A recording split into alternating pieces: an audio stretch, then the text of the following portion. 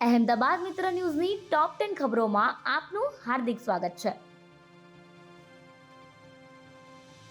અમદાવાદના SG highway પર ફિલ્મી સ્ટાઇલે હુમલો. અમદાવાદના એસજી હાઈવે પર આવેલા પેલેડિયમ મોલ નજીક 15 જેટલા લુખ્ખા તત્વોએ હાથમાં તલવાર લઈ આતંક મચાવ્યા હોવાનો વિડીયો વાયરલ થતા પોલીસ પેટ્રોલિંગને લઈને સવાલ ઉઠ્યા. 10 જાન્યુઆરીએ લુખ્ખા તત્વોએ જૂની અદાવતમાં 2 લોકો પર હુમલો કર્યો હોવાનું સામે આવ્યું. પોલીસે આ મામલે ફરિયાદ પણ નોંધી છે. હુમલાનો જે વિડીયો વાયરલ થયો છે તેમાં 3 કારમાં 10 થી 15 જેટલા લોકો આવે છે. હાથમાં તલવારો અને ધોકા સાથે ઉતરી રસ્તા પર ઉભેલા 2 યુવક પર હુમલો કરે છે. બાદમાં આસપાસ ઉભેલા અન્ય વાહન ચાલકો પર પણ હુમલાનો પ્રયાસ કરતા નાસભાગ મચી.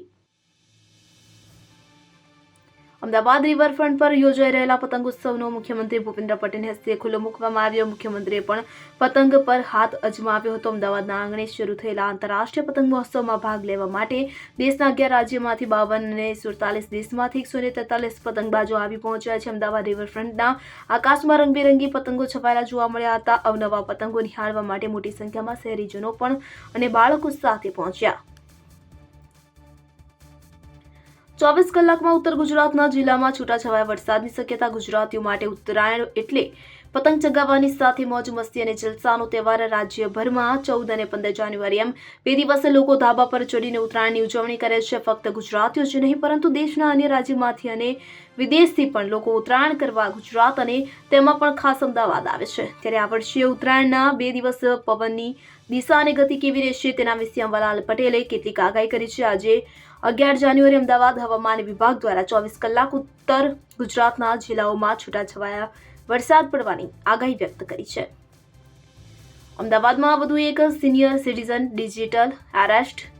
અમદાવાદમાં સિનિયર સિટીઝનને ટાર્ગેટ બનાવી ડિજિટલ એરેસ્ટ કરવામાં આવ્યા હોવાનો વધુ એક કિસ્સો પોલીસ ચોપડે નોંધાયો. જેમાં આ વખતે શહેરના ચાંદખેડા વિસ્તારમાં રહેતા સિનિયર સિટીઝન મહિલાને ટેલિકોમ વિભાગમાંથી ફોન આવ્યો અને તેમના ફોનનો ઉપયોગ મની લોન્ડરિંગમાં થયો છે તેમ કહીને જેટ એરવેઝના નરેશ ગોયલના કેસમાં તમારો નંબર મળ્યો છે કહીને ડરાવ્યા હતા. ત્યારબાદ બાયનાન્સની એપ્લિકેશન ડાઉનલોડ કરાવી 8.78 લાખ ટ્રાન્સફર કરાવી દીધા હતા. સમગ્ર મામલે સિનિયર સિટીઝન મહિલાએ સાયબર ક્રાઇમને જાણ કરતા પોલીસે ગુનો નોંધી કાયદેસરની કાર્યવાહી હાથ ધરી.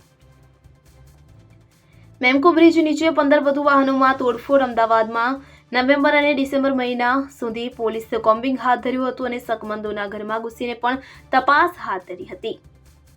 પોલીસની આ કામગીરીને કારણે ગુનેગારોમાં ફફડાટ વ્યાપી ગયો હતો. 31 ડિસેમ્બરે પૂરી થતાની સાથે જ પોલીસ કોમ્બિંગ હટાવી લેતા હવે ફરીથી ગુનેગારો મેદાનમાં આવી ગયા છે. જેનો પુરાવો વેલી પરોઢે મેમકો અને મેઘાણીનગરને જોડતા ઓવરબ્રિજની નીચે મળી ગયો છે. માથાભારે તત્વોએ બ્રિજની નીચે પાર્ક કરેલા વાહનોમાં તોડફોડ કરી હતી. વાહનોમાં તોડફોડને કારણે સ્થાનિકોમાં ફફડાટ વ્યાપી ગયો છે.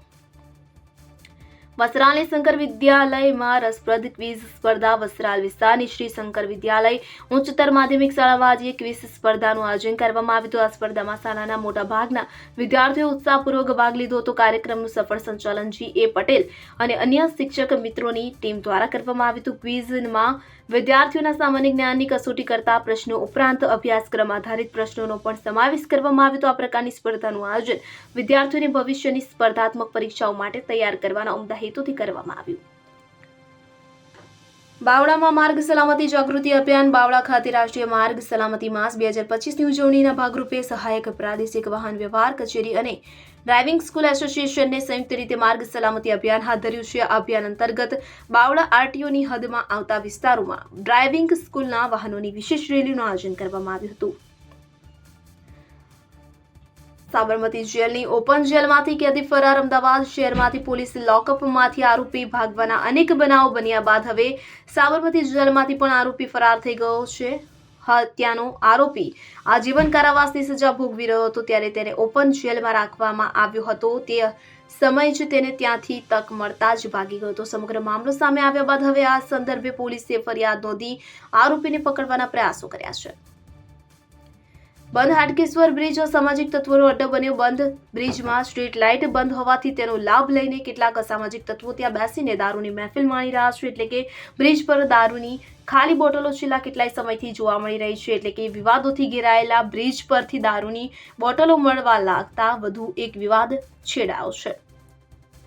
બાપુનગરમાં ચંદ્રખમણ હાઉસમાં બળેલું તેલ મળી આવતા સીલ કરાયું. શહેરના વિવિધ વિસ્તારોમાં આવેલી ખાણીપીણી તેમજ મીઠાઈ ફરસાણ સહિતની વસ્તુઓમાં ભેળસેળ અને બિન આરોગ્યપ્રદ વેચાણ થતું હોય ત્યારે મ્યુનિસિપલ કોર્પોરેશનના ફૂડ વિભાગ દ્વારા આજે શુક્રવારે ચેકિંગ હાથ ધરવામાં આવ્યું હતું. ગાંઠિયા, ખમણ, મીઠાઈ, તલ અને સિંગની ચીકી, જલેબી, ફાફડાના સેમ્પલ લેવામાં આવ્યા છે. બાપુનગરમાં ભીડભંજન હનુમાન પાસે આવેલ ચંદ્રખમણ તળાવમાં તેના તળવા માટેના તેલનું ટીપીસી ચેકિંગ કરતા નિયત લિમિટ પ્રમાણ કરતાં વધુ આવતા તેમજ અનહાઇજેનિક કન્ડિશન જોવા મળતા જાહેર આરોગ્યના હિતને ધ્યાનમાં લઈને સીલ કર્યું છે.